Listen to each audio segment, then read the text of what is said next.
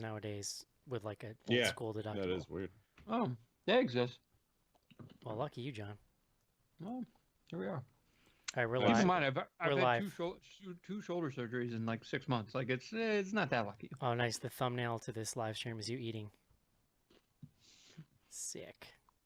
I'm also sure that these surgeries would have pushed me over my deductible anyway. So Yeah, that's ours. Like Well, the moment we had right, but then Madeline, you still have our to pay. deductible is So if pretty much done. if your deductible's like, I think ours is $5 or $6 grand or something. So you're still paying that out of pocket if you have surgery. I mean, yeah. yeah, we don't have anything like that. Well, la Body want a Can coconut you- to drink a bone up. Can you adopt me before I go get this shoulder looked at? Maybe.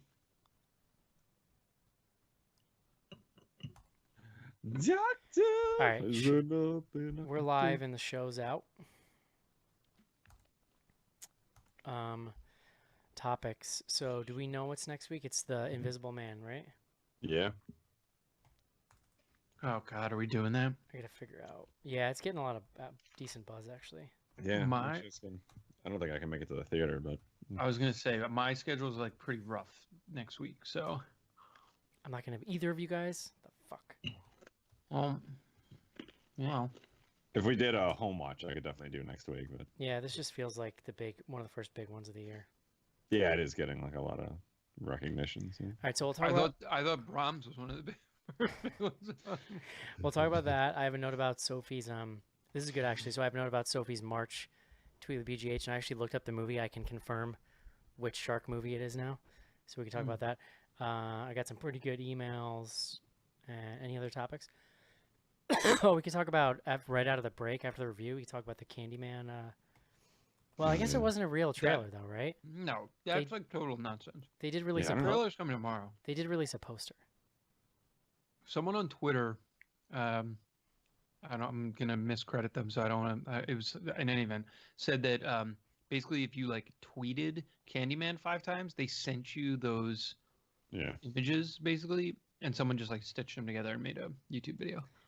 They had to be videos though, because it was video. There was video of people saying Candyman. Was it from that from yeah, other yeah, shit? but it was like they were like 5-second loops. Was that from the movie though, or were those clips from other things? That's where I'm confused. No, I think from the movie. No, But they've I'm been, just like, saying, where would teasing you? that they're- But like, where would you have gotten that stuff? Because nothing's been released for the movie. No, but it's from the official like Candyman account. They're like trying to get people to like tweet Candyman. Social media, they call it in the biz, Eric. I know. Stupid. Eric's probably It'll- like blocked Candyman as, it'll- as a keyword. It'll never take off. No, I don't believe I blocked the word Candyman. And unless someone's talking about it at a debate, I'm not blocking it. Yeah. I got a really, Good I got a really fun surprise for you guys later. Mm. I've been sitting on an email for a month that I haven't told anyone about. Oh, I think you may have mentioned that there was one that you were waiting for both of us to be on. Yeah, I do remember this. But I'll act surprised when you bring it up. Whoa!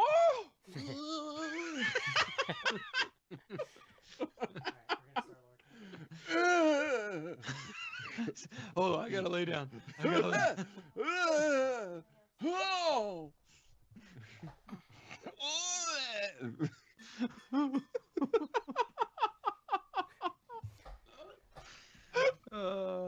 Yeah, we gotta start this show, bro. What is the room Come on. tone? Get the room tone. Oh my God. Yeah. Get her out of here. I've been following Laura's Instagram, and she's like borderline doomsday prepper. I'm getting real excited about it. Oh, for the virus? Joe, thanks No, for your just- borderline I doomsday think prepper with your She's like Instagram cutting account. down on waste. It's actually like a really nice thing she's doing. Yes, but it is a very obviously nice I'm thing. gonna make fun. Oh, man. My dog See- looks oh, excited. You should probably get him medicine too, Laura. Might as well do it now. You should probably do that. Well, I'm busy podcasting with the internet people. I mean, Joe, you're doing the same thing. Oh yeah, I know, and I feel like a monster every time I say, "All right, well, I'm gonna go." Listen, Joe, we're touching lives here, okay? This is important work. Yeah, my wife does not give a fuck about that. But she lets you do it. Yeah, of course. Probably because it gives her like peace and quiet for a little while. Yeah. Absolutely not. She's upstairs with 2 kids right now. Oh, they're not She in doesn't have bed? you singing "Lime in the Coconut" in her face. They're not asleep right now? No, it's only 7 o'clock here. Dude, 6:45. Our kids are fucking down Oh. every night. I don't fuck around. This is my time. Nia goes down a little after 7 7. usually. 7. Madeline goes down at 8. So Yeah, babies are weird. Babies sleep at, like, it changes. she's great. Like she's down from 8 till like 7:30. That's at great. Yeah. Yeah, now that we got in the same room, knock on wood, it's like great. And they just put themselves to sleep now. Yeah. No more fucking Madeline's around. always been like that. Just We put them in and kinda, close the door. We're stern with her sleeping. Like, you fuck go in there and you figure it out. You have to be, dude. I feel like I know so many people. I work with one of our anchors who's on the morning show who has to get up at like 3 o'clock in the morning. Like Yeah. they literally have another little bed next to the son's bed for the dad to fall asleep in while he falls asleep. Oh, our Because it takes Nia so long. was a nightmare. We would have to rock her for like a good 45 minutes and then like carefully try and put her into the crib. And so when Madeline came along, we're like, no, absolutely not. Can we just start the show here? Yeah, I'm let's do waiting. this. I'm waiting for Laura. Really. Is she on this week? Is this about the dog? Because I don't want to hear it anymore. Buddy want a coconut, you drink a bowl up, you put the lime in the coconut, you go to doctor, woke him up. Doctor, we're gonna start is there nothing I could take? I said, doctor, to relieve this belly ache. All right. I'm recording. Oh, can you guys hear this? A little testy. Beer guts. Yeah. The Joe- word of the day intro? Or- John, do you have a word now that I'm playing that? I got a fucking word. Cool. Did CC What send does it this to you? look like? All right. All right. I'm recording. Please stand by.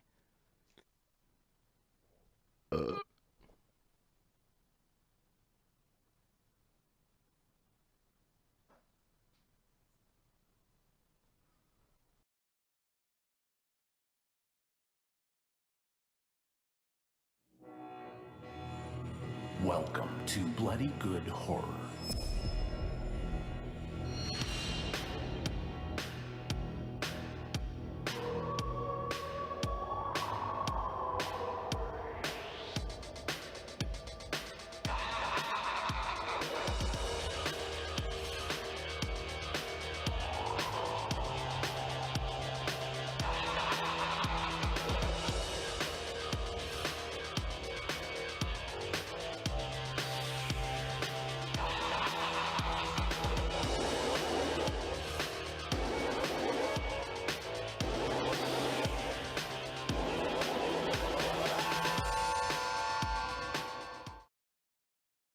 Hello, everybody, and welcome to another exciting episode of Bloody Good Horror. My name's Eric, and I'll be your host for this evening, where we will be reviewing Brahms, The Boy 2, aka the show where Joe spends 90 minutes just being angry that we watched this movie. First up, Boogaloo. joining me from Manhattan, New York City, fresh off shoulder surgery. We can get into the reasons why a little bit later. Please welcome John Schnars. Hello, Eric.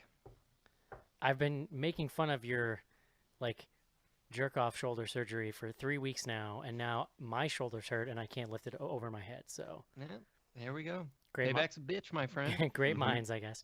Next up on the show, from Chicago, Illinois, he likes beer and the meat. Please welcome Joe. That's right. Sex boys are here. Sex boys or 3.5 men? Which one is it, Joe? 3.5. Oh. They're 2.5, right? Do you want to talk about how much actual work you got done today? Oh my god. Well, you know what? I on the way in, I was trying to think of like what our nickname is going to be for this this ensemble. The triumvirate. Yeah, and it just kind of dawned on me, and I tried doing it at work, but I'm on my work machine, which pretty much means I have like MS Paint to work with. So luckily, patron Darren to the rescue. Pretty much took some shots that I sent him and put our faces on the 2.5 men, and Honestly, like I just randomly grabbed 3 photos of us, but those heads like could not have worked better in that Your photo. headshot legitimately looks like it was part of the original photo. Yeah, he did amazing. If you guys want to see what we're talking about, just go to any of our social media, Twitter's BG Horror, and I'm I don't gonna know. be We're gonna be rolling this one out. A couple, you Yeah. know, just to get some legs out of it. I'm you gonna know? be honest. I mostly feel betrayed by Darren. Because Mark commented when I posted on Slack, and I shot him a message after, like, I'm a little nervous that Eric might be pissed, but also every time I look at it, I laugh harder. Listen, I mean, I can appreciate a good joke. I'm not gonna lie that I didn't initially look at it and go like, haha, I get it. I'm short. It makes me laugh harder every time I look at it, and I've been looking at it like every half an hour for the last 8 hours. Yeah. Yeah, it's rare. My wife took a screenshot of it and texted me the screenshot at work, which she does not do very frequently. So, you know, you know, got her. You all got her. all Joe. in the name of spreading bloody good horror on social media. You know. There you Yeah. go. So yeah, thinking tonight about it. we're here to do Brahms the Boy 2. Pretty much 100% because I liked the first movie and I wanted to see this one. I now have learned my lesson. No, I have not, but still. I mean, you should like lay out your like bullshit reasoning that you gave Oh no, I us. have it. Well, we will when we get to it. I'm also We'll get there. I'm also We got very time. I'm very excited because as mentioned, Schnorr's just had shoulder surgery and then watched the original Boy like the day or two before he went to see the sequel with his mom while on painkillers. And I think shirtless because he couldn't get a shirt over his arm. No, wait. I think we watched it on Friday night. Yeah, I was shirtless that night. Yes. Yeah.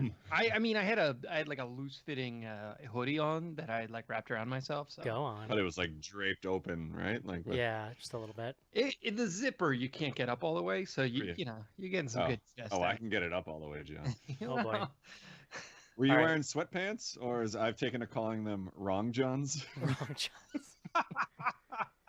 Wrong Johns is so good, Yeah. but so is Schnar Slacks, which was the other somebody on Slack came up with that. When you have one arm, Joe, you'll wear sweatpants as much as you can get away with. It's tough getting the pants on. That's one of the hardest things to do with one arm. Mm. So, It's pretty easy getting them off, John. no, it's not easy. That's not easy. You know what you can do with one arm, Joe? Drink. That's right. Why don't you tell us what we're drinking tonight? Beer guts.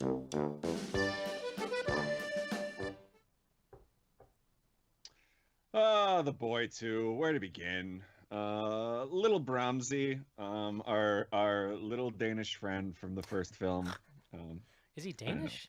I don't think so. It sounds Have like you a ever seen Danish Some name. Kind of Monster where Dave Mustaine and Lars sit down and Dave Mustaine calls Lars his little Danish friend? Always makes me laugh. That's pretty good.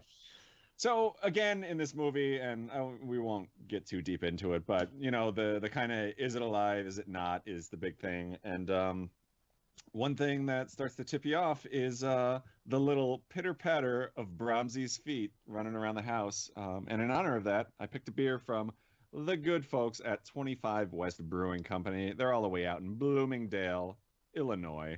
And this beer is their Pitter Patter. Wow. Yeah. Joe, your ability to find topical beers legitimately never ceases to amaze me. Yeah. Or, you know, sort of topical. Whatever. Some hit, some don't. But yeah, Pitter Patter is a pale ale.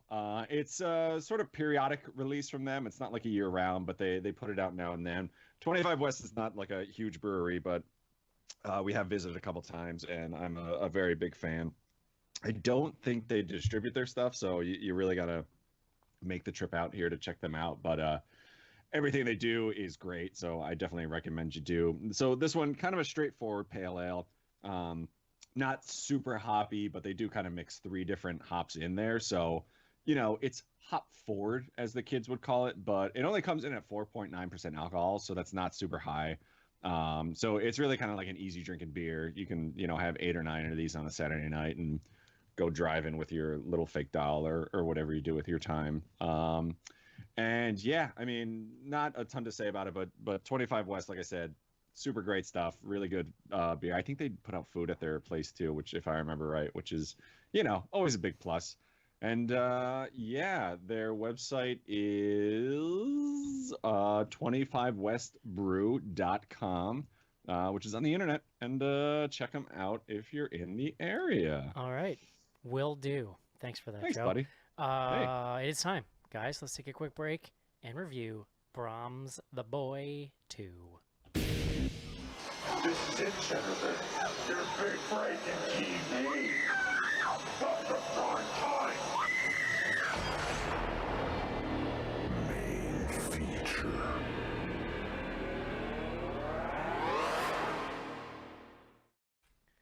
And we're back. John, Eric. I think it occurred to me while watching The Boy 2 Brahms. that I may need to add Brahms to my list of Schnarr's lookalikes. I mean, he's the doll. I mean, the doll. I mean, you 100% had that outfit as a kid, right? Like, there's absolutely no question in my mind. I mean, the doll is like a spitting image of Jared Kushner, right? Like, Yeah. that's... Yeah. Okay, so we 100%. just added 2 people to the list. Oh, come on. That's just mean. I would take don't offense to that, yeah. John, Yeah, you I don't know. 100% own a fitted suit. Yeah, I have a fitted suit. Well, like, hold on. When you say fitted suit, I actually do have You one own a that skinny was- suit with some little pointy brown shoes. Like, come on. I don't know about the shoes. I but do. definitely have I suits do that were too, but only tailored. because I do too, but only because of Mark's wedding. I was gonna say you have a suit that you had tailored to your body. Mm. Yeah. I don't know. And I it's- can't this fit is into getting it now. ridiculous. Thanks for rubbing it in, John. Oh well, all right. That's on you. All I'm That's not saying my is, problem. you are Brahms like, I've decided. So You go away he's too, very fat pale. boy! Fat boy! it's not cool, Joe. Not cool. John, please bring Yes, us Eric. the word of the day.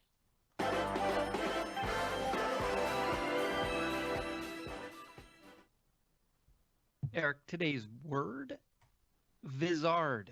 Vizard. Vizard. I don't think you're allowed to say that anymore, John. It's like wizard with a V. And it's a noun. It says here archaic, and it means a mask or disguise. It's actually from the English visor. So it's, somewhat of a variant there. So this was interesting. I was looking at masks and, went down some word holes. I found this thing, vizard or vizard, an oval mask. So this is now from the Wikipedia's because that was the full definition. An oval mask of black velvet worn by traveling women in the 16th century to protect their skin from sunburn. It was not held to the head by fastening, but rather the wearer would clasp a bead attached to the interior of the mask between their teeth. That sounds like a really stupid way to keep a mask on, John, if I'm being honest. Looking at pictures of this, it is terrifying. Yeah. Can you send one in the chat? I can't type, but I'd like to see. Yeah, I'll just send you the Google results. There you go. So Vizard, Vizard, I don't know. It does, if you look at the Wikipedia page, it does kind of look like the mask, the How- Brahms mask. I was going to say, how has that never been a horror movie mask? But I guess it kind of Yeah. is in this movie. Yeah, I mean, it's kind of like every horror movie mask. I used to watch that show on Nickelodeon as a kid, Mr. Vizard. Yeah. Would do science experiments. and That's stuff. that's how John's grandparents would say Yeah. Vizard. it. Hello, we're having the Brahms and Mr. Vizard. Sit down with us, Brahms. We're going to watch the Nickelodeon. Wow, John. John, your word's even relevant tonight. We're killing it. Yeah, bring my A game sometimes, Eric. So, John, rap with me here about the boy verse. Okay.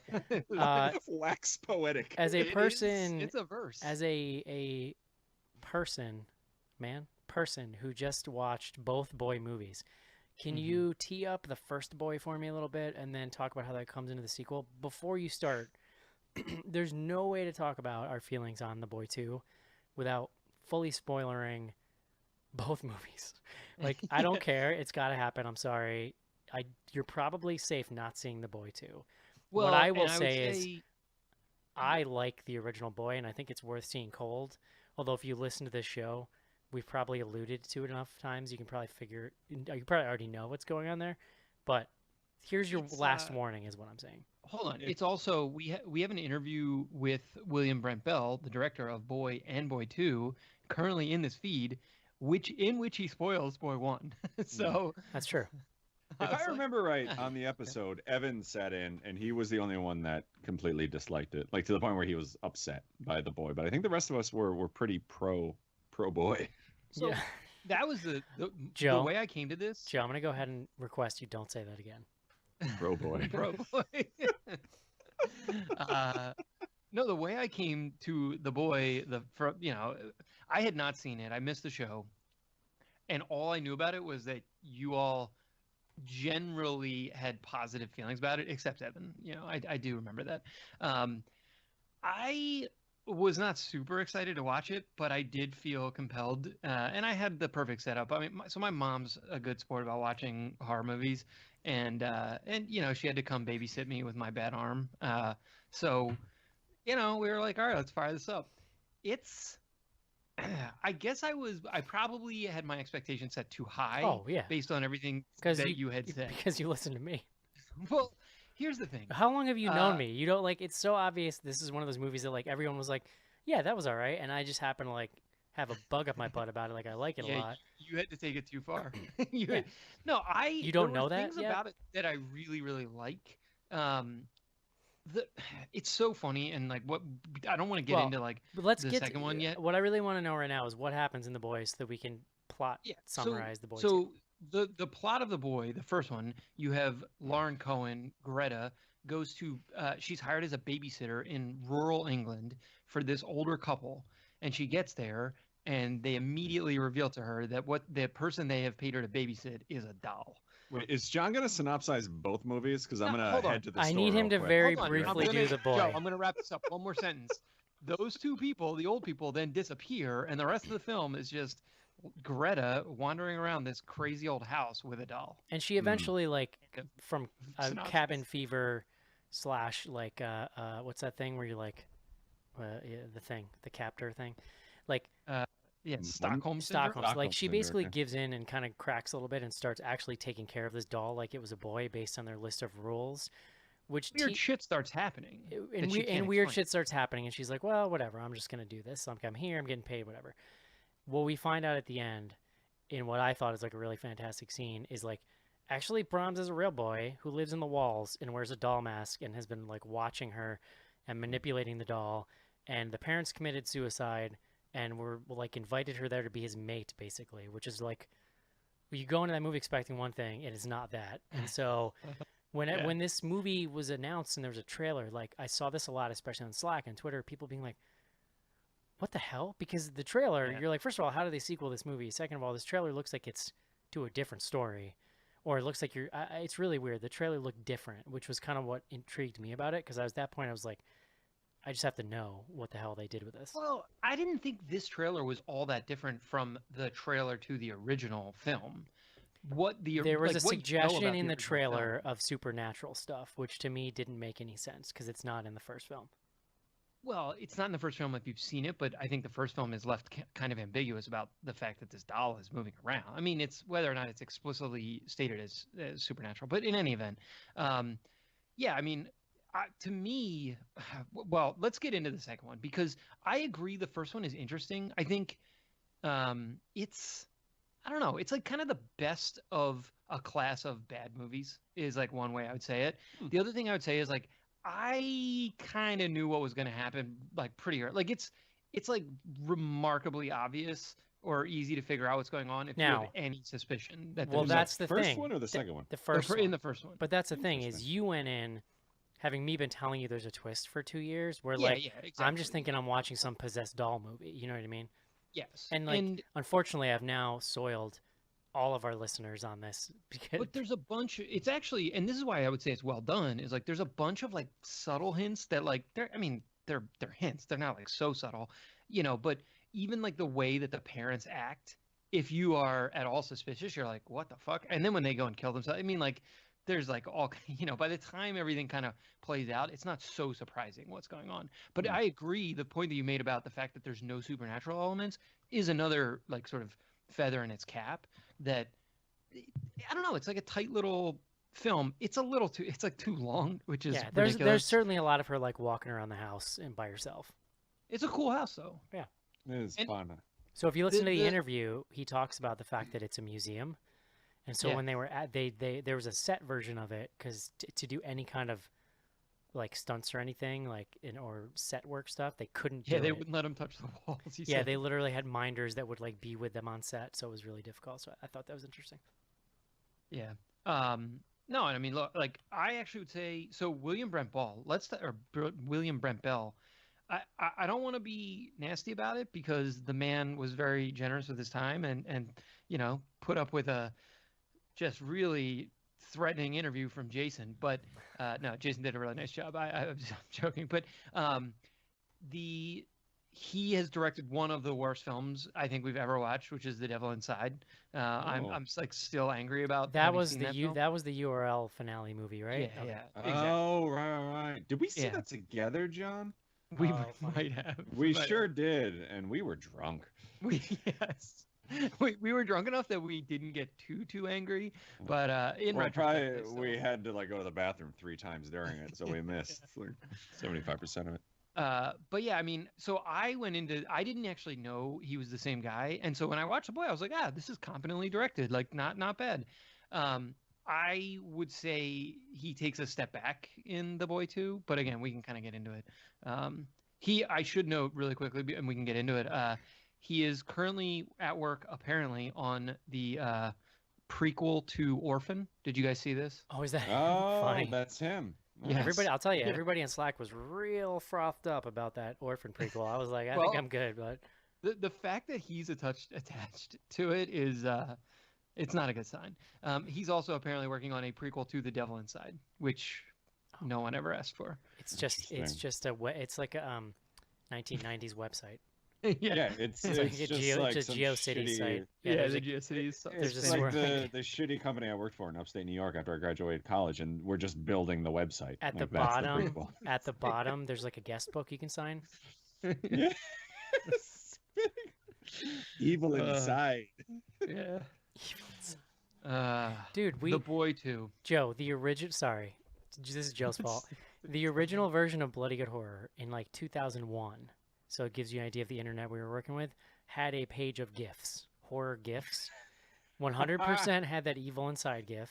Of course. What was the other one? They were just like a whole page. It was one page. You loaded up and just scrolled as they loaded, and you could just It's like save probably like them. that smoke thing, and like the skull kind skull. of came out. I remember that one. Yeah. 1000%. Little goblets with fire. Number counter. Beautiful. You had to have a counter. Oh, you were nothing. How would people know how many other people had How been to would the people- website? Unless like not a lot of people went there, in which case you either didn't have a counter or you faked it, which was also possible. Yeah, You just reloaded go your own page. inside. Yeah. This is great, guys. Hey, John, what's The Boy 2 about? The Boy 2. We should call it by its proper name. Brahms. Brahms. Well, The Boy 2 is the subtitle. Well, it's Brahms : The Boy 2. I believe it's all on one line, no subtitles. Brahms is called. John, tell me what the fucking movie's about. Jesus. So we are introduced to a new family. The family is Liza, Jude, the son, and Sean, the dad. Liza is played by Katie Holmes, notably. And then excuse me, this John. guy. John, America's sweetheart, Katie Holmes. Yeah, no, you're right. Look, Not agree with that statement. I had not seen her in a while. She looks is, like a mom. I was surprised how old she looked. I'm just gonna say it that way. There's no nice way to say God. that. Well, I think she's one of those people that she doesn't do a lot, so she's not in the spotlight. We don't like you. It might be 5 or 10 years before you see her. That's look.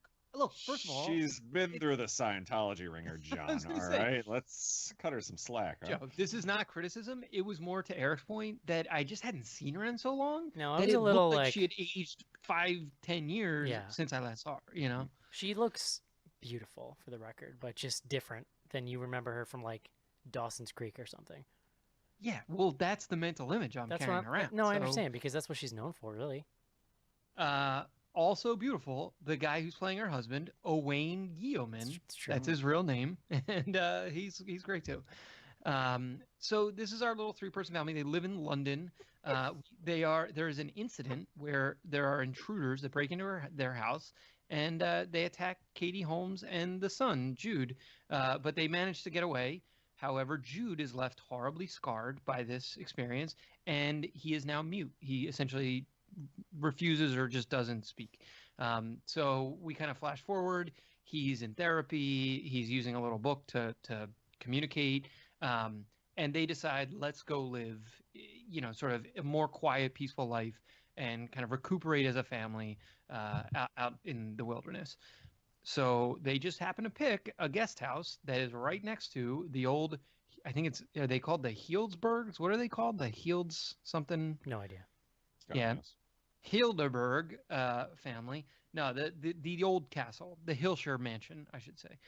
They go live sort of right next to the Hillshire Mansion, and on their first day, they're out walking the grounds, and what does the silent Jude find but Brahms's hand sticking out of the ground? He digs him up and he takes him home, and they find some clothes with him.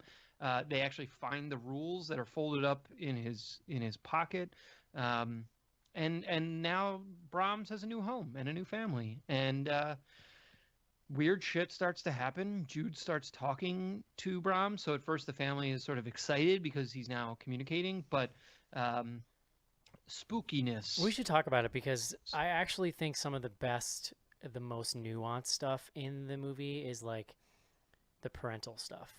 Like the idea of sort of like struggling with a child who has a problem and like not knowing where to put the boundaries on certain other things because there's this really messed up thing that happened and you don't know where to push and where to like give in. And Yeah, there's actually like a lot there is what I'm saying. Yeah, I 100%. Here's the thing. Both of these movies are actually really interesting because they're both about trauma and people dealing with trauma and sort of living with trauma.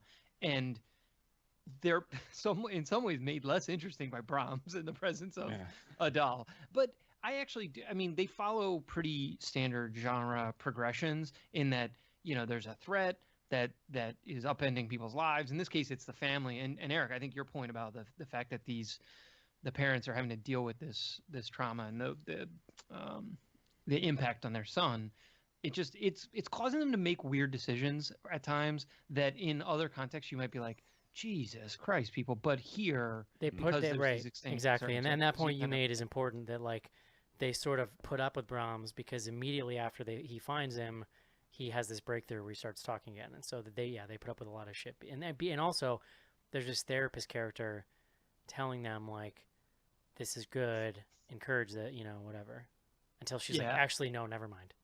We will come back to the therapist character because that shit is one of the most tacked on characters in a film. I think it was very oh god, the fuck was that movie with Naomi Watts where that one dude? Yeah, it's called like Safe House or Home Safe or something. It's Oliver Platt. Yeah. Shows up just via Skype. He Skyped the whole movie. Yeah. Joe, kick us off here, buddy. You went in cold, so when you went in, did you know what happened in the first movie? Yeah, I was on the episode. Oh, okay. So I keep doing this. I remember enjoying the first one. Maybe not to the point of like pushing for an Oscar nom like Eric, but like I thought it was fun enough. The twist I didn't see coming at all, but I guess my problem with this one is, and I wasn't a fan. My problem is they kind of give away what's going on like in the first 30 minutes or so. Like about 10 minutes after Brahms is reintroduced, you kind of start to get supernatural stuff happening. So you kind of take away that element of like, well, what's going on this time now? So it kind of ruined it for me. And then after that, you kind of just are waiting for like the big reveal that is already coming. Yeah.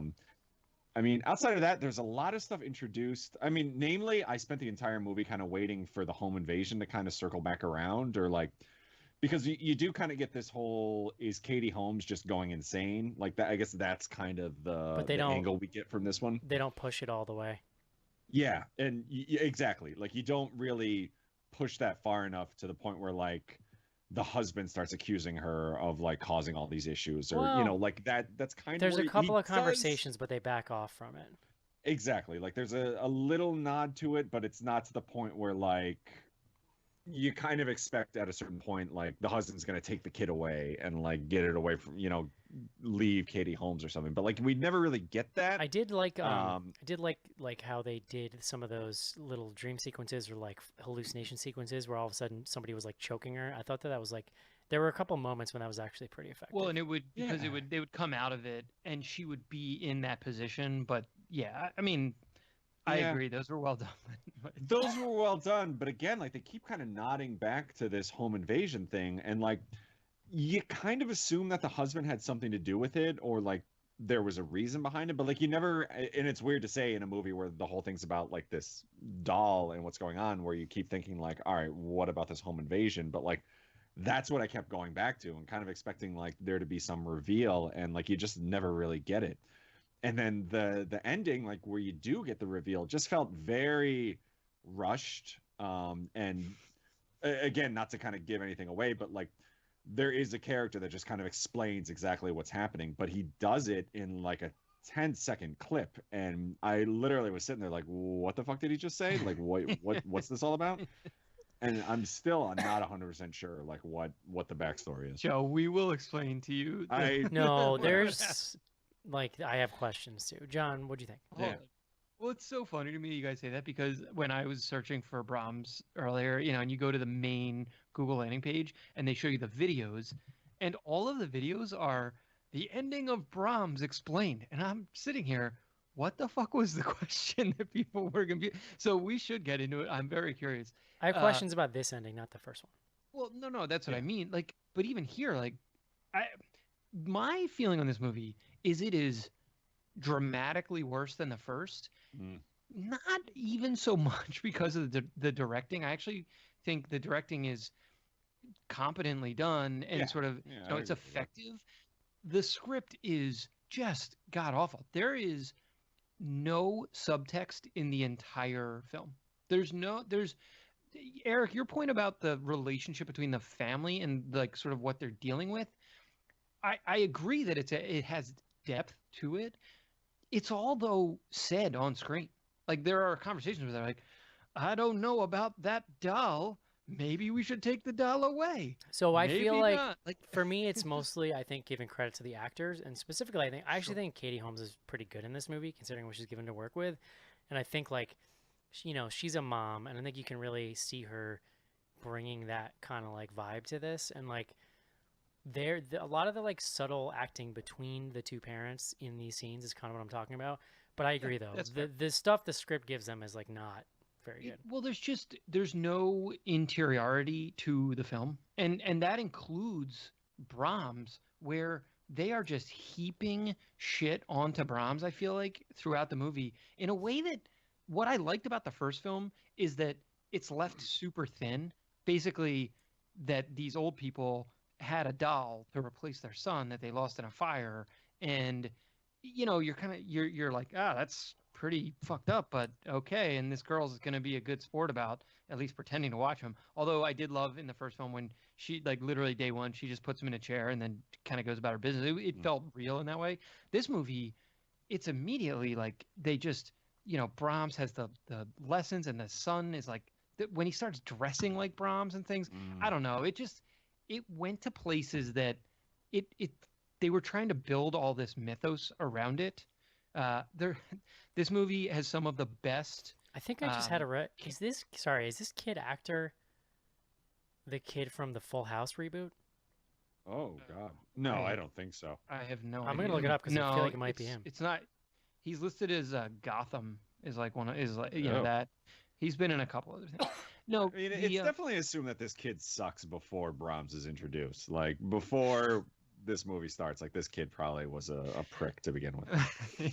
Well, no, but after everything's fixed, he seems totally fine despite what happened. Like literally the whatever. I'm skipping ahead, but the ending scene was so ridiculous. Like not even any recognition. Like, hey, we went through something. It was like, did you guys shoot this in like the first day of filming before you knew what was gonna happen in the movie, or?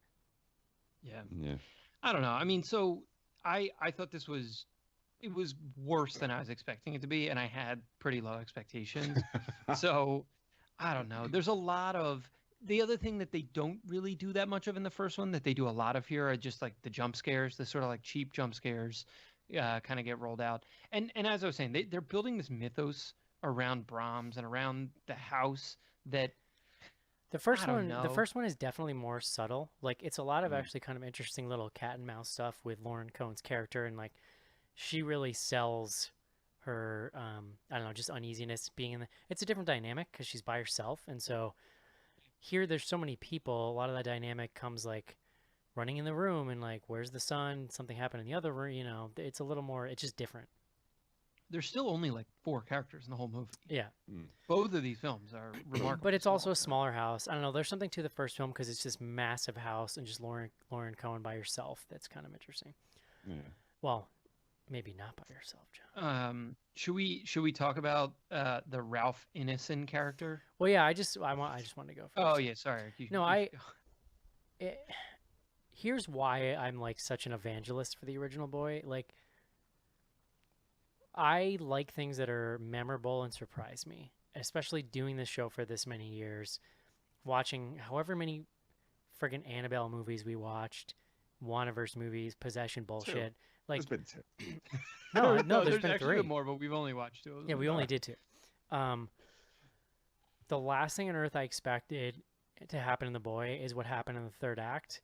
And again, going in cold, and also like I'm like a little slow with like twisty stuff sometimes. So like I had no clue there was a twist coming until that dude's doll masked face popped out of the GD wall in that movie, and like still I can see it. Like they're in the room with It the was super creepy. they're in It the room was- with the yeah. pool table, I think, because Well, and remember the fact that he had boyfriend. beard under the mask was Yeah. great. Do you remember the boyfriend had been sleeping on the couch, or not the boyfriend, the guy she had met had been sleeping Yeah. on the couch to help protect her or whatever, and then like I don't know, there's just all kinds of shit going down. But yeah, he just like with no warning, no like foreshadowing, just bursts out of the wall, and that is awesome. And I honestly will still just say that like it's a ballsy thing they did with that movie because essentially the third act is a different movie. And that was really cool, I thought. And it's like almost turns into a kind of like balls to the wall slasher kind of chase scene movie in the third act. And there's the creepy shit with like his parents killing themselves, and he made a doll of Lauren Cohen. Like it's real messed up, and it's memorable. Yeah. I couldn't tell you a damn thing that happened in those Annabelle movies, except I'm pretty sure one of them had like a kind of a Manson family tie-in going on or something. Isn't that how the first one starts? Like a couple's being murdered. That's where Annabelle comes from. Right. That's the origin story, I think. But like, I don't know. I really don't know what happened in those movies, but this thing just stuck with me. And I do agree. Like, without I think the ending kind of makes it. Like, if you don't do that, I think it's just as forgettable. But to me, like, I also just as a person who's really sick of the supernatural movies, I love that it had the balls to do something different. So I see this trailer. I'm like, oh, that's weird. It looks supernaturally from the trailer. You'd think once the cat's out of the bag, right, you would be doing something totally different. But it almost looked like we were going back to the drawing board and like retelling a story. Or I don't know. The trailer confused the crap out of me, and I know a lot of people on Slack kind of had similar confusion about it. So we go into this, and like to what John said, it's just like an inferior movie on every level. It really is a movie that I didn't need a sequel for starters. I think even though it's kind of left open-ended, it's great as like almost an 80s homage, like open-ended little slashery thing. But they really, to me, I have things I like. Like sometimes I think it's a good exercise to, hey, what did I like about this movie, even if I don't think it's great. And so like there's things I'll talk about, but overall, I think they screwed the pooch from the get-go just with the concept. Like they literally just went back to the drawing board and apes like Annabelle movies. Like literally now it's just, so the whole story is that, oh, guess what? But not only that, but it's an attempt at retconning the first movie, which kind of pissed me off too. Like, guess what? Actually Brahms is magical and like possesses people to do evil shit. And so that guy in the last movie, he's not really important. Like he is actually just being influenced by the doll. Oh, and he's also influenced all these other people. Here's a Google sequence where we look up old stories. And like I thought I was winding up to that, but this has the most egregious research sequence we've seen in a long time. I was really confused too because early in the movie she looked something up that I thought explained everything. And then later in the movie, does it again and looks it up again, and then she understands it. And I'm like, Well, we because saw that like she 45 had it- minutes She ago. had the upside down. numbers No, upside no, no. down. But she read the story about what happened in the house in the first act, and then later she's surprised when she hears it. I was really confused by that part. Well, I think Yeah. she got the backstory on like the house, but not like everything else that has But transpired. in the beginning, since then. though, in the beginning, the article that she's scrolling by in the first act says, like, massacre man living in walls or something. Like, it was very clear that, I don't know. Whatever. My point being that, like, they totally, I think, this thing screws the pooch by changing the concept, making it forgettable, trying to retcon the only interesting thing about the first movie. And it just becomes kind of a shitty, possessed doll movie. Really, and like the third act is so preposterous. I did kind of like this creepy woodsman character guy only because it's just like he was a little breath of something like fresh air, something different. It was when something different. he, Yeah, I agree. he had a little presence to him, and Well, it's You don't it's know the, if wi- he's- it's the witch dad. Yeah. oh yeah, I mean you don't know. That's right, I didn't put that together. But like you don't know if he's good or bad. I kind of assumed he was good for most of it until they started like dropping hints. Yeah. Until I he will started say I though, like like, how he carries his He shotgun has, around. I like how he carries his shotgun around loaded, but not Yeah. like cocked. You know, like that was kind of sweet. but like he his wasn't even upset accent. about the dog. He was so not upset about the Well, dog. he knew. Like I will say though, like his accent is ridiculous. So I thought he was like the worst possible choice to at the end kind of reveal like what the whole backstory was. Well, his Because they're just like, here's the boy. yeah. So that's the part I missed. That's the part I missed. Like I kind of get that. Like okay, Brahms has influenced this guy somehow, but yeah, it's like a huge info dump really quickly with an accent. I'm like, sure, dude, evil doll. Like that's pretty much all I got from that. just happened? Did you say crumpets? So yeah, this movie is like kind of bad, and I think like they made a really colossally misguided decision to change the plot like this. Well, Just it's weird too because it's the same writer director. well, here's what I think. I think that like, let's say you're a director in Hollywood and you make a modest horror. Let's call this the first one a modest horror hit, right? Like it yeah, must. I looked it up. It made 75 mil worldwide Dude. on a $10 million budget. So it made a bunch of money, and the studio says, "Hey, you want to make another one of these?" Like, of course you do, right? Of course you do. Yeah, It's a sure. job. It's a Hollywood movie. They're going to put it in theaters. But like the first movie just presents a lot of problems as to how you go about that. And I guess this was one way of approaching it, but I don't think it works because specifically like it erases what was unique about the first movie. You're not going to try to tell me that the guy who made The Devil Inside didn't have a good idea for Brahms, The Boy 2? It's on a website. So Uh, there's a couple things I like though, and I just wanted to point out because I actually think the direction is probably the strongest part of this movie. Like I think Katie Holmes is pretty good here. I think she brings a kind of maternal thing to this role that works for me. Again, like not a lot of subtext, a lot of it's spoken out loud, but I think she does pretty well. There's a couple of scenes where I actually think they achieve some tension. This scene where the kid gets injured, I thought is probably the best scene in the movie because it's very tense and there's some really great like sequential scenes. wait, are you talking about the bully cousin? Yes. He falls. No. That, Yeah. I hold think it's on. the best scene in the He movie. He was so comically evil, the Yeah. cousin. Well, to but the it's kid. not. I was While rooting for him Katie to Holmes kill. is watching John. him out a window, just John. like, well, I guess this is what happens. Yeah, but no, but this is what's great about the scene. First of all, you know what's going on in Britain, John. You know these little kids running around. They're all crazy over there. But like Jesus. somebody will write it in and let me know. But what the brilliance of the scene is that like right before they come, like the psychiatrist is finally turned and I think they find out about the dog and she's like, this is bad. Yeah. Like you really should get him in right away. And she's like, Katie Holmes is like, well, we have company coming over, and she's like, okay, like I guess. Just but watch him yeah. closely. So I Already listen. started brining the turkey. I really want to give this scene credit because there's some smart things done here. Because there is like the whole movie, right? A lot of it's about Katie Holmes. Like your parents, you kind of want to maintain some semblance of, hey, we're keeping this family together. It's not a total shit show, right? Especially when you have, like company over. So she's trying to be polite and talk to the sister-in-law inside. They can't hear what the kids are talking about, and that's what I like about the scene. Like they show this. You're outside. You hear that this kid's like, the cousin's hardcore antagonizing the crazy Brahms kid. But then when you cut back inside, there's a window. She can't hear it, and it kind of just looks like they're playing, right? And like, I just really like the way it was cutting from, you know, something is going to go down, you think they're kind of telling you he might hit him with a mallet because they're playing croquet, right?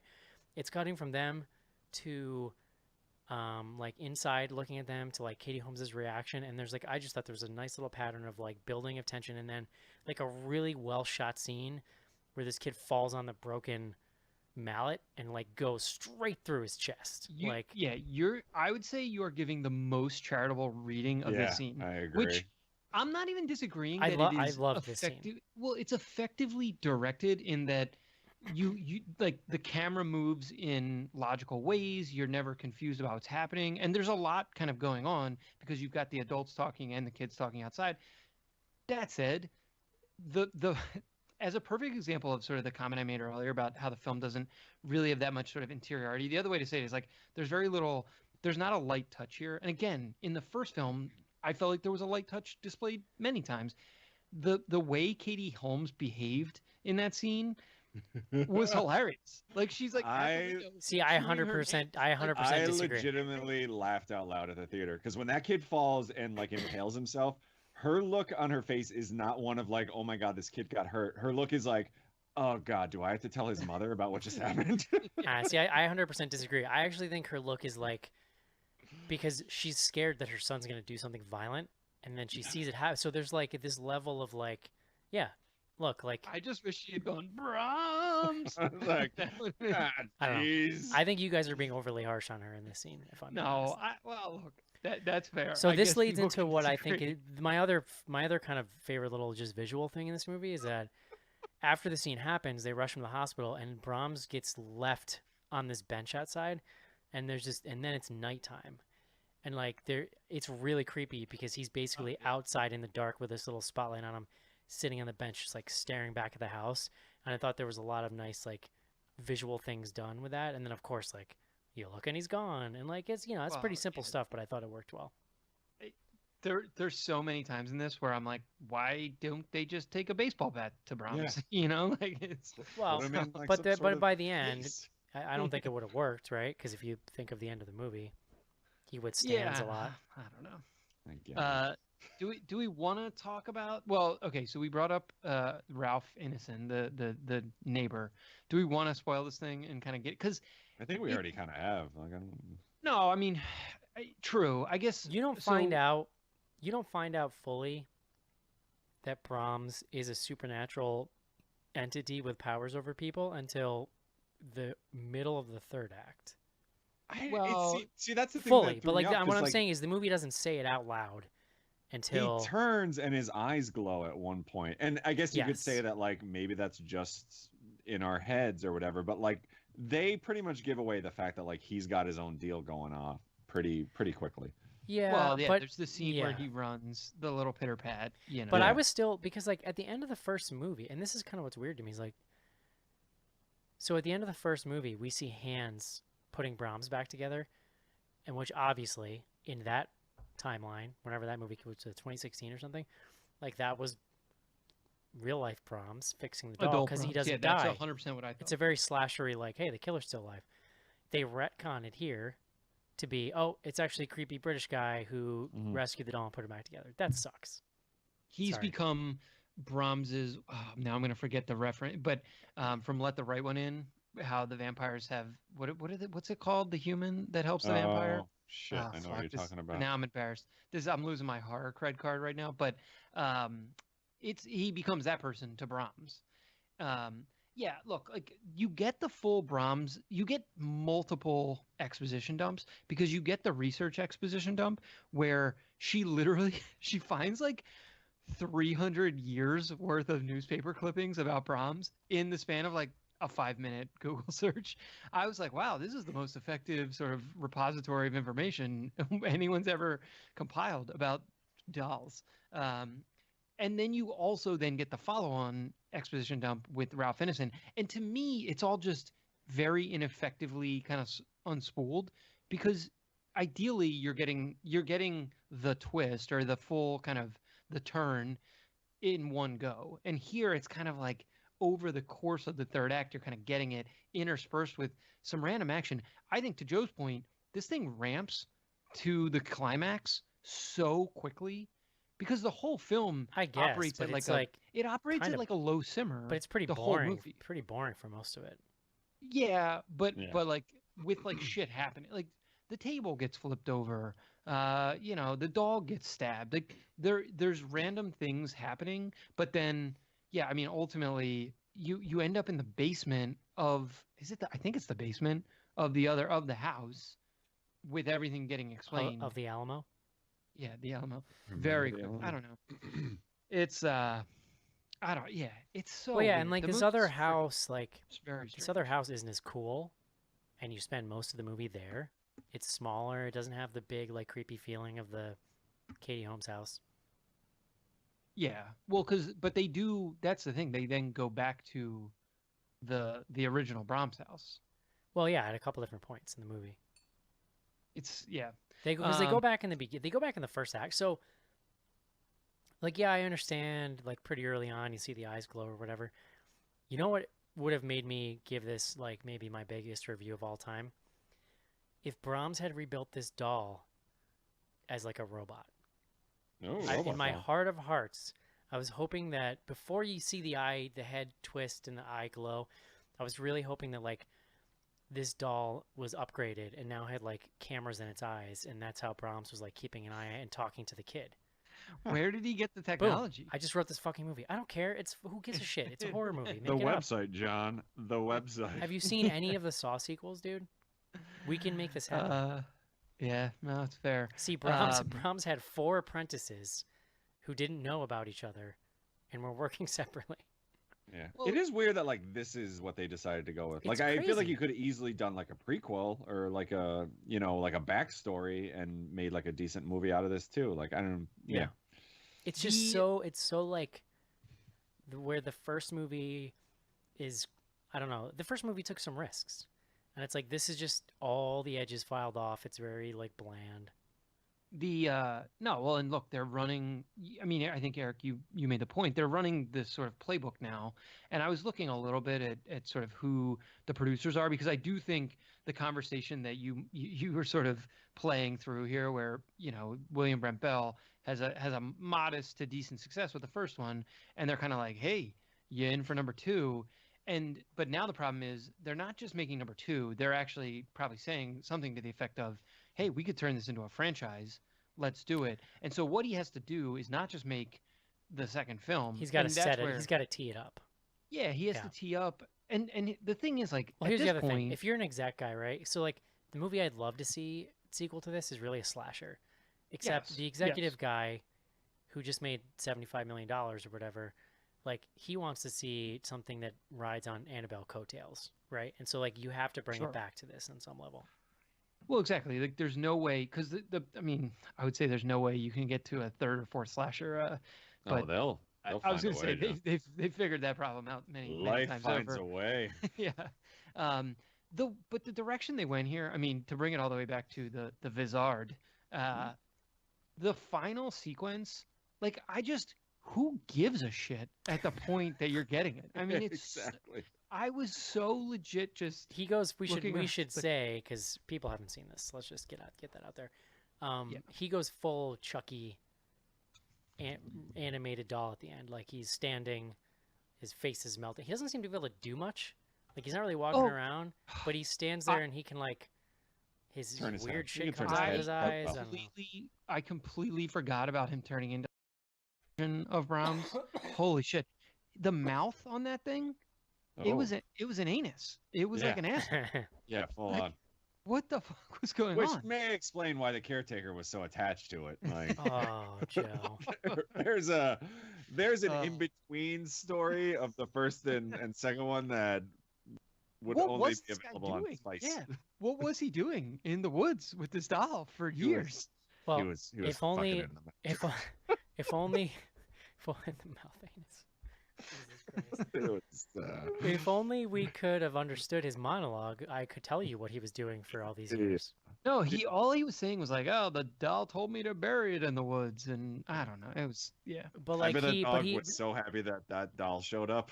no, but he goes on this whole rant about like, oh, the town, I did this, but then the town thought I was crazy, and so now I'm here. Like, he's got a whole story. I just have no idea what he said. I thought the town thought he was crazy because he was having sex with this Because he doll. was fucking the doll in the mouth. No, so in any event, I completely At forgot. least stop screwing the dog. Eric, I will give you the one image that I loved was when the dad smashes Brahms, finally. Yeah. And then the doll sits up and it has that demon face. I was like, oh, wow. And I was kind of hoping it would go somewhere like real crazy. And instead, the doll gets burned up. And no, the scene that I was referencing though was like the coda, if you will, where you're back now in London with the hell's his name, Jude. Yeah. That's they're- the one where I just shook my head and it was Well, that was the scene like I was talking about. It's like nothing happened. Yeah. Not even a No. nod to what happened there. It's like literally like a commercial for frozen pizza. Wait, did you see the same scene I saw? Where they're he in the puts apartment mask and they're on? having dinner and they're all like happy and they're like, yeah. Yeah, Yeah, but then and at he the puts end, the he- mask on. He puts the mask on. Oh yes, that's right. That's right. That's right. Yeah. What's he talking about? What pizza commercials is he watching? Oh my god! For the record, the part I'm talking about did happen. Yeah. I did forget about the. Sorry, I more forgot the last. faster. Sorry, I forgot the last Oh, 4 seconds son. of this forgettable movie, John. Son, do you want any potatoes? So do you guys Hey, want to? Dad. Dad? Do you guys want to hear about my theater experience? Yo, you guys are joking. That's exactly the line. No, They're so excited about these fucking potatoes. I was like, this is the dumbest scene in this movie. Yeah. Well, I mean, those potatoes did look good. Yeah, I guess. So I got the I bought my tickets ahead of time, and I'm in the dining theater, which is great because I can get tap water for free. Get Can't They you get that fucking- in any theater? They fucking No. hate you at this. no, they theater, bring too. you a legit like restaurant glass of water with ice. It's delightful. Do you Wait, tip them? Do you tip? Yeah, that was my question. No, I do not. Oh my god! Oh, They are dipping their balls in your water. 100%. That cup is 25% spit at Oh, least. Whatever. It's great. I don't have to pay for it. So, but it was great because the theater was it's a smaller theater, but it was fairly packed. But I somehow ended up with a complete like 2-seat buffer on like an aisle on one side, 2 seats in the other. I'm really enjoying myself. Halfway through like literally maybe a half an hour into this movie, I see people like a couple wandering around like talking to people, and I'm like, what the fuck is going on? This is so weird. And they go away, and I forget about it. And then they come back, and they have an usher, and he comes over to me, and he's like, hi. He's like, I'm really sorry. He's like, they want to sit together. Do you mind moving down? So like, because it's the way these leather seats work, it's like sets of 2. So I think what they did was bought 2 seats that looked like they were next to each other, but actually is the big divider in between. Yep. So then I had to move. So, but I'm not trying to rock the boat. So I'm like, all right, Well, like why wouldn't they ask you? Why did they have to go get an usher? Yeah. That's awkward. I have no idea. It was Was it actual Usher, the singer? Because that would be fun. for sure. So I'm like, whatever. I'm not trying to rock the boat. It's not a big deal. So I got up and I'm like, yeah, sure. I moved down, and this is just really funny. So like, first of all, the girl I sat next to seemed super They immediately start going at it. Well, no, You're all listen. First of all, I felt bad for this girl I was sitting next to because she was probably enjoying her like non-seat mate, and now I'm sitting next to her. But they sit in the seat, and the girl in this couple suddenly starts having a heaving coughing attack. Like she cannot stop talking. This actually reminded me of the story that Cece told last week about Kyle yelling at her about the French fries, because I can tell that the boyfriend's getting really upset with her. That like they just uprooted all these people, and now she's coughing in this movie like so loud, like uncontrollable coughing.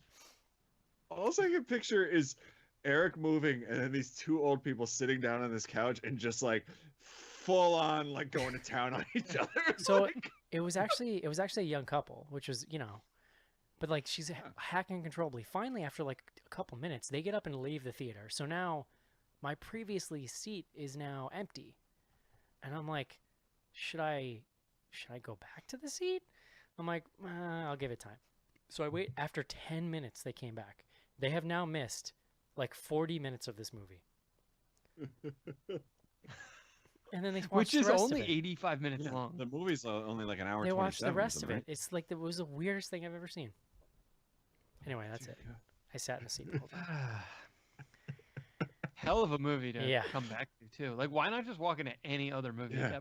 How busy was your theater that like it was they like needed I mean, those so it seats? was I wouldn't say the smallest theater, but I would say like one step up. It wasn't the full size. It was Oh, like a it was medium. like that weird oddball And, theater. and that I they just also had- went. I also went Saturday night, like at 7:30. So it was fairly packed. All right, I stand corrected. All right. Anything else you guys want to talk about this movie? That story was more interesting than the entire Wasn't movie. it? Yeah, riveting, right? Yeah. I will say, just before we wrap up, your email of like your thoughts when you first sent it was about 8 pages, and I couldn't read it all at once. But like 3 paragraphs in, I almost thought there was going to be like a recipe for like your favorite chili or something at the bottom, because like that's how it read. So normally, it's funny you say that, Joe, because normally I was pretty worked up about this movie after I saw it because I just was like, "What the hell? Why would you do this?" I normally just like write an email at work. Like I'll just take yeah. 10 minutes and bang out the email. I took probably 25 minutes out of my Sunday morning and That's what you said. Like you and said, sat like you there were with- setting aside some time Yeah. to write your email. I'm like, sat what there the with my fuck? tea. Sat there with my tea at my desk in my bedroom. I was just like clickety clackety, and I just like I got it all out, Joe. I just had feelings on it. I got the email. Normally I read them right away, but I saw the length and I'm like, I can't do this right now. Like I got stuff to do. You in know like what? 45 I felt a minutes. lot better too. It was cathartic. Yeah. So, all right, Oh, time to wrap. Would you recommend this, Joe? no, I wouldn't. John? No. I say absolutely not under any circumstances. I do, however, continue to enthusiastically recommend The Boy. Yeah, I'll get behind you on the first one. All right, guys. I'll say yeah, I guess. On the first one. I don't know. It is time. Let's take a quick I'm break. Go ahead. Pro boy. Pro boy. Yeah, don't say that. Quick break and do some fan mail. Dear Mom and Dad, I've been at sleepaway camp for almost 3 weeks, and I'm getting very scared. Someone is watching you. Someone is waiting for you. Someone wants to scare you to death. Sleepaway camp. You won't be coming home. Rated R.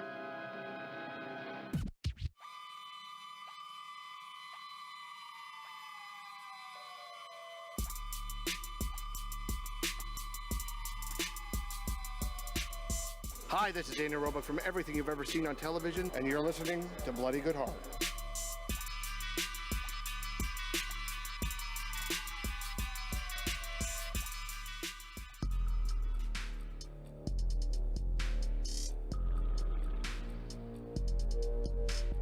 Send feedback to info@bloodygoodhorror.com or on Twitter using hashtag AskBGH.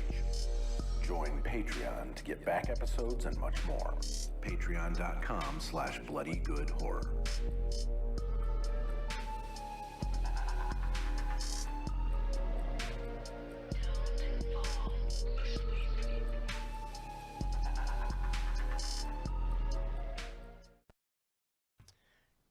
And we're back. Ooh. John Schnars. Yes, Eric. Last week we mentioned that our very own Sophie is coordinating another tweet with BGH. This is a watch along kind of thing that we do on Twitter. Wednesday, scratch that. Sunday, March 15th, 7 p.m. Eastern. It's 2 weeks from now. And they're going to be watching Shark Night 3D. So I mentioned this last week. I went and looked it up. This is the cast of this movie, John. Oh shit, I closed it. We They- talked about this. We did do this one on the show. You pretty guys sure, did an right? episode, yeah. So it is indeed the movie with the guy from the Blair Witch Project where we find out like it's a bunch of kids in a lake, like an Alabama lake. They get attacked by sharks. Then they find out there's like dozens of sharks, and then like there's some insane plot thing about like shark DNA being crossed with human DNA. Like it gets bananas, and also like Sharky. shit. You gotta look the cast up. I just had it up. It's actually kind of insane. But yeah. Wait, so but like it's not when you say insane, like there's like people in it. I don't know. Yes. Brad Pitt. no, but George like Clooney. it's interesting. Donald Oh, Logue. Donald like, yeah, Logue. he was Yeah, that was the available. one. I love that. Hologram Tupac. I love Donald Logue. He's the best. I like him too, but he So works a lot. So- So, I don't you know. know. I don't know who that is. Shark Night 3D. Yeah, you do, Joe. You ever see what's that sitcom he did, John? The Irish Dad sitcom. Well, he was on Terriers, wasn't that?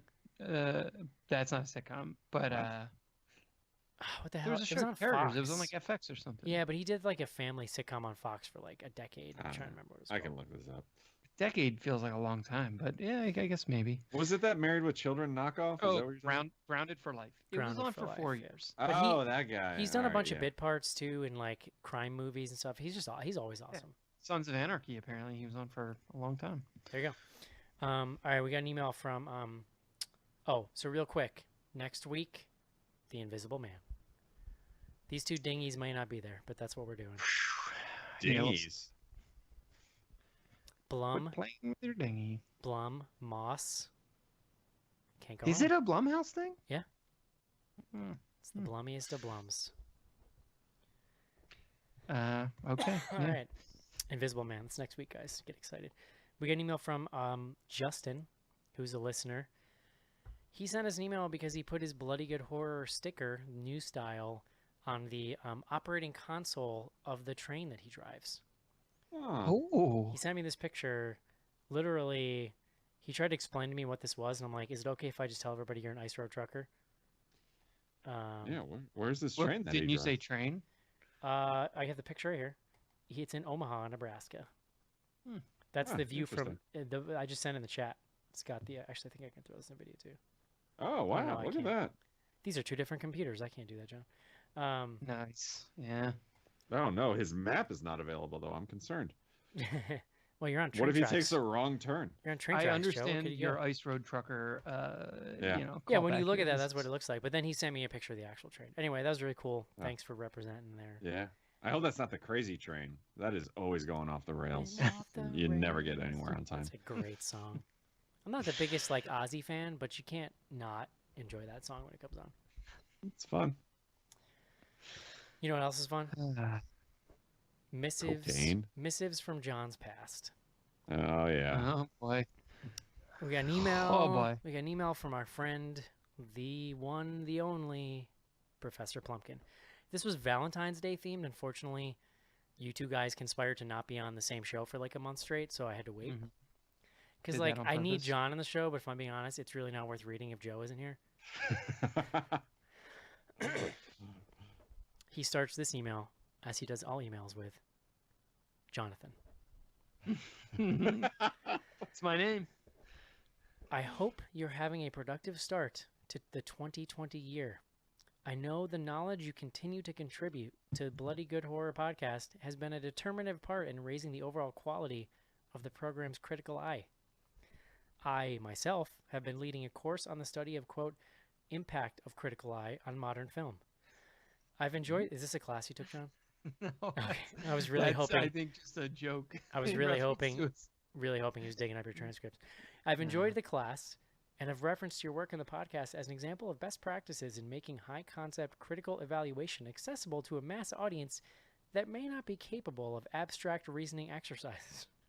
I would never say that about our audience. By the way. I don't even know what that means, so I certainly would never say Yeah, it. I don't follow either. I was surprised when my mention of your name in extracurricular film critic project was met with a befuddled silence, although my students might not be your core target audience.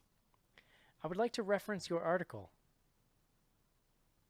titled Can't- Wet Dreamers Oh, God. Oh, as an example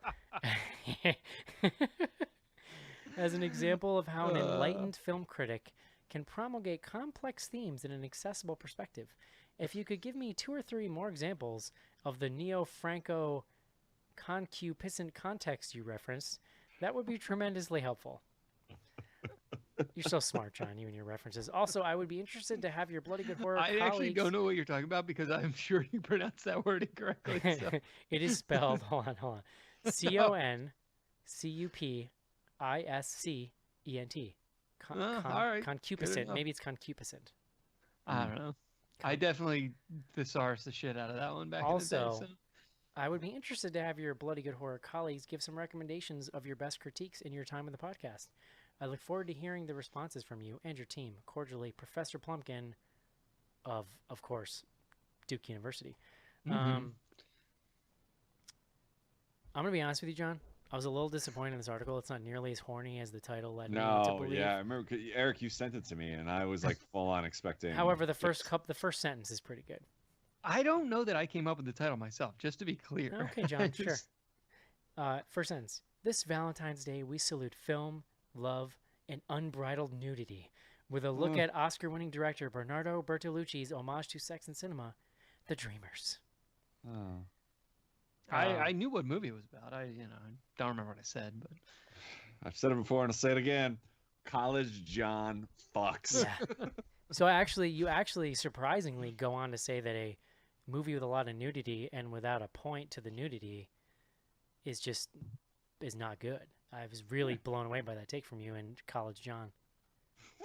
We've always assumed that John likes a little like a storyline in his porn. Like that's like Yeah. John's not like a compilation porn buyer. Like he likes a Who has the time for story? I mean, Joe, let's be honest here. Like, really, story in those films was really more of a product of like, you found a VHS in the '90s, you know, and you got to fast forward through the story. Like, I don't think with the stuff that's made now, I don't think story's like ever a consideration. I don't know, Eric. I could do a show right now on the first and second Pirates movies.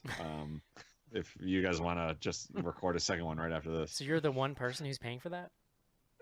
People have watched it, all right? Everyone wanted to know what happened in the Curse of Scanini or whatever his name was. Like there was cliffhangers. Okay, got it.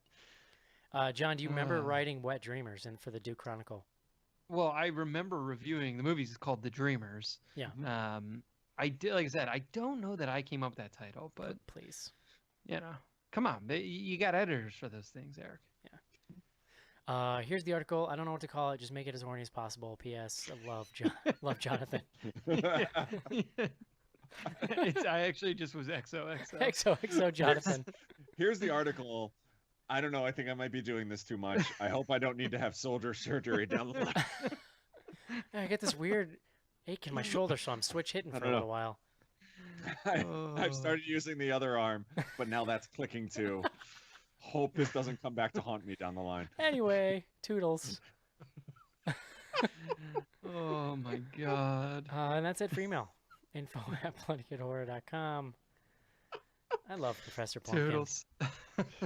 I'm going to be honest with you. Professor Plumpkin is the reason I get out of bed most days these days, John. So Yeah, no, I know, Eric. info@bloodygoodhorror.com. What do we have on Twitter? Oh, we got a lot of tweets, so strap in, kids.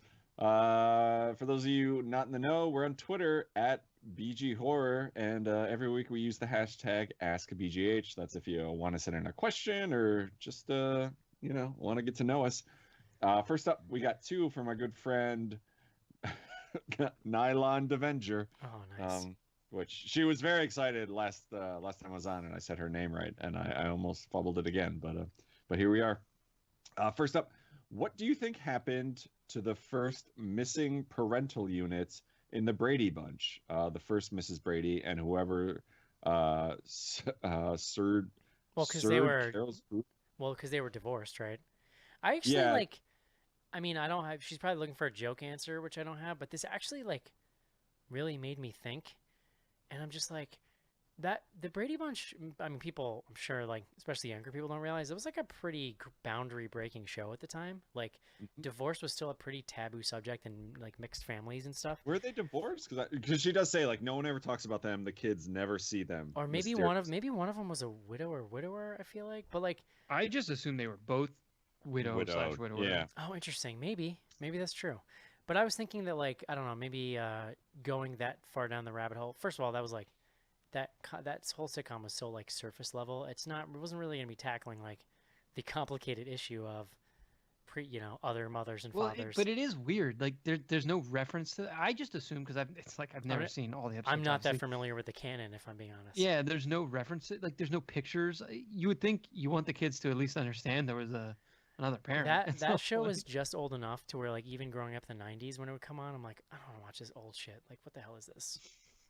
Yeah. It's not very good. I don't like it. So the Wikipedia does say that Mike was widowed, marries Carol, who herself has 3 daughters, but they don't actually say if Carol was widowed. Maybe it was Immaculate Conception. Mm. Yeah. Really makes you 3 think. times. 3 times. Makes you think. Well, wait, no, isn't it in one of the movies? I think it's the second one. Her husband comes back, right? Joe, But I it don't. turns Joe, out I don't. that's- Joe, I don't think those movies are canon. I think I they also would be. there's no way I ever saw the second one. I definitely saw the first one, but The second one, honestly, John, like no jokes aside, is just as good as the first. Like it is legitimately funny. They go to Hawaii. It's it's do. a Very Brady sequel, isn't that? Yeah, That's what it's yeah. called. Yeah. I do. It's pretty funny. I do on my shelf. Have a VHS copy off of TV of A Very Brady Christmas, which was a special they did in the 90s. Oh yeah, yeah, I remember that. So this special ends, John. So they all the kids are scattered all over, and they all are like married and have families. It's really weird because they had to cast all these people, right? Like new spouses and all this crap, and they make up all this drama. But like, so Mike is an architect, right? So at Christmas, so the whole thing is like Mike is working on a building, and he's working with a developer who wants to like cut corners, and he fight because Mike's the good guy, right? He doesn't want to do that, but the guy does it anyway. He gets a call during Christmas dinner, right? Where there's 75 people at the Brady house having Christmas dinner. He's literally about to cut the turkey, and the phone rings, and this guy's like, the building collapsed. For some reason, on Christmas Eve, there are people like working on this building at like 6 o'clock at night. The building collapses, so they all go down there. Mike has to climb into the wreck to help save the workers, and he gets stuck, and the whole family thinks he's dead. And then everyone there starts singing like "Oh Holy Night" or some shit, and it's like this big emotional scene.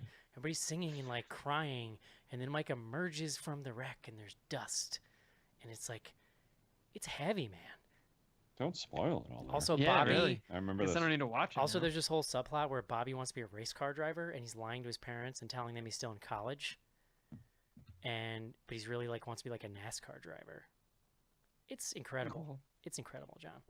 Yeah, I'm never gonna watch it, but No. okay.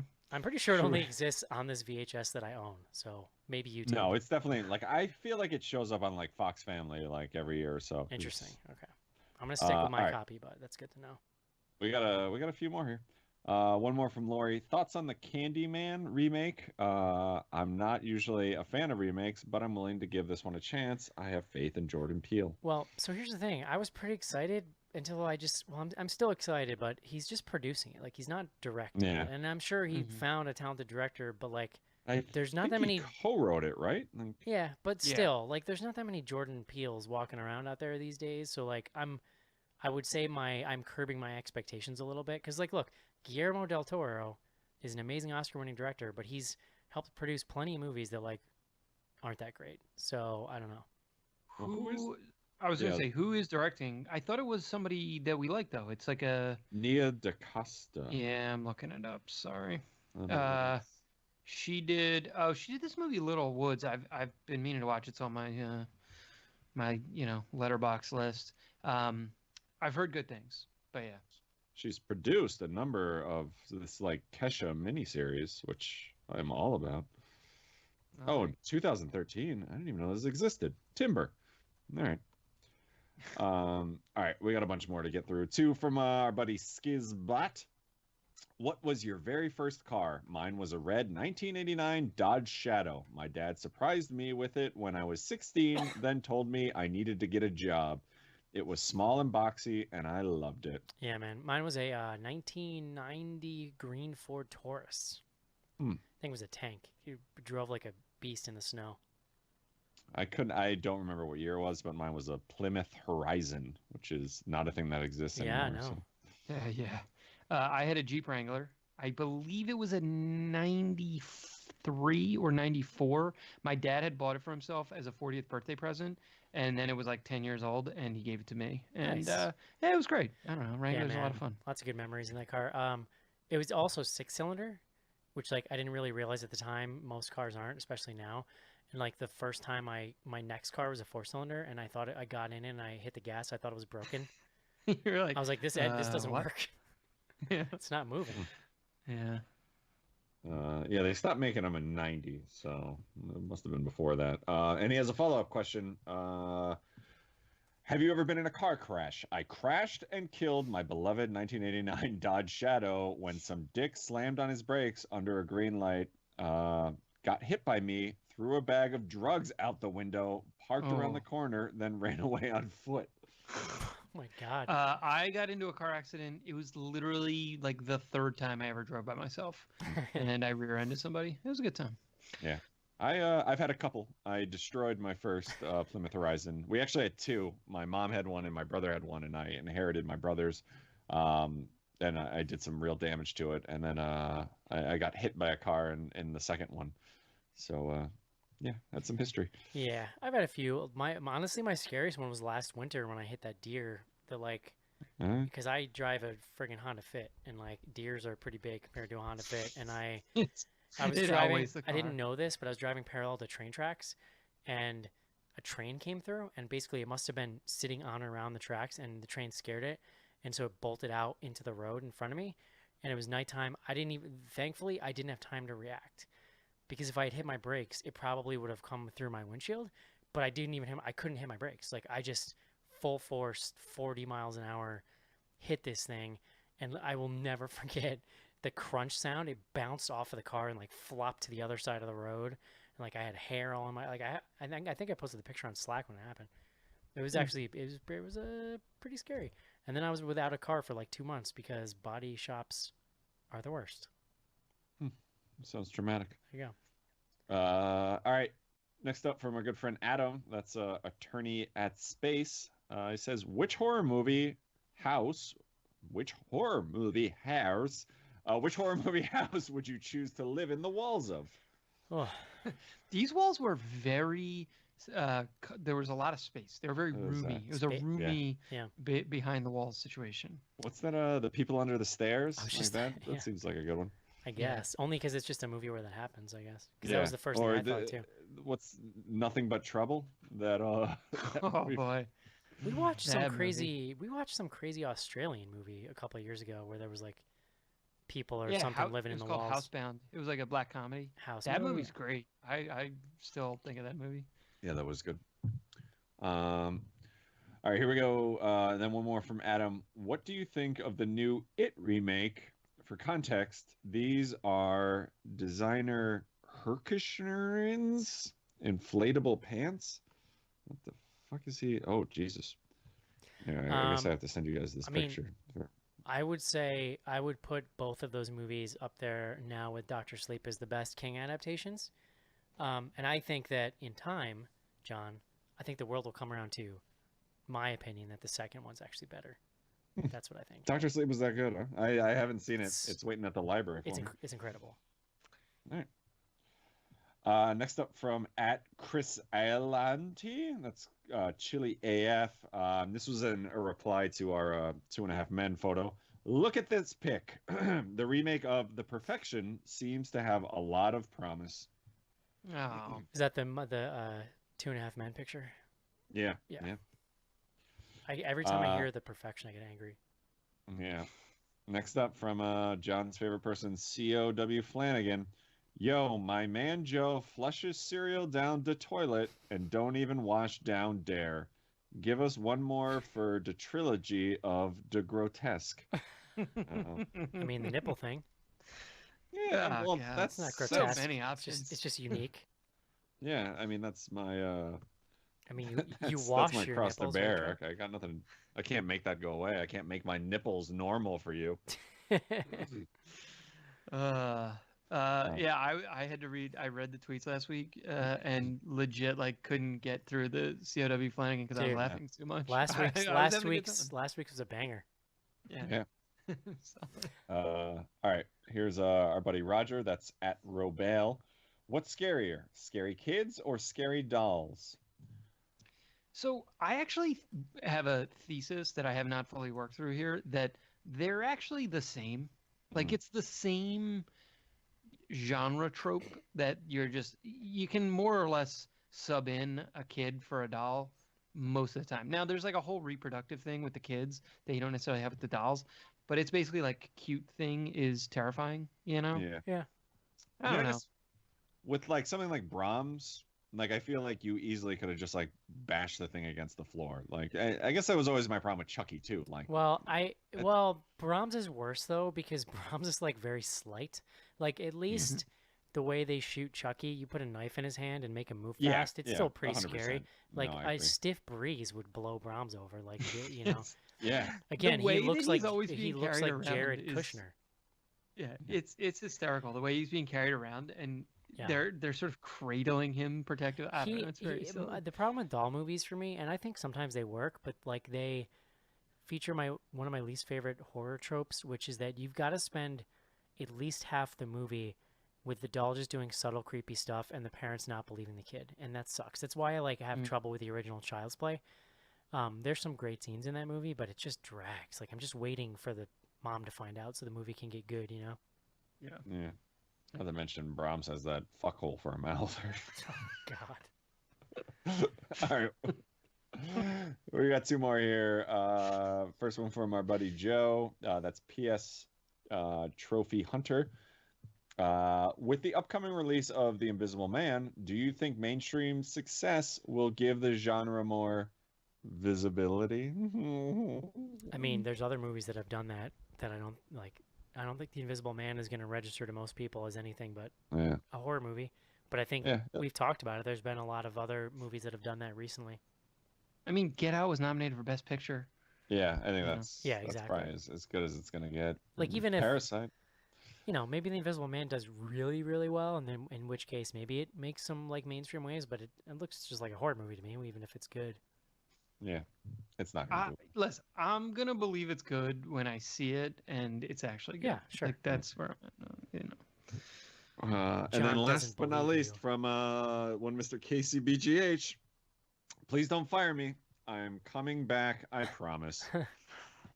Sure. Casey's had a rough go. So Casey hasn't had an excuse this week. I'm reasonably sure Cece just didn't want to see this movie. Oh yeah, Cece came up with excuses, but legit had like an Instagram story today where she's just like lying on the couch with her dog. Yeah. It's real dedication. That's right. We're monitoring Instagram. Oh, yeah. I'm up in everyone's everything.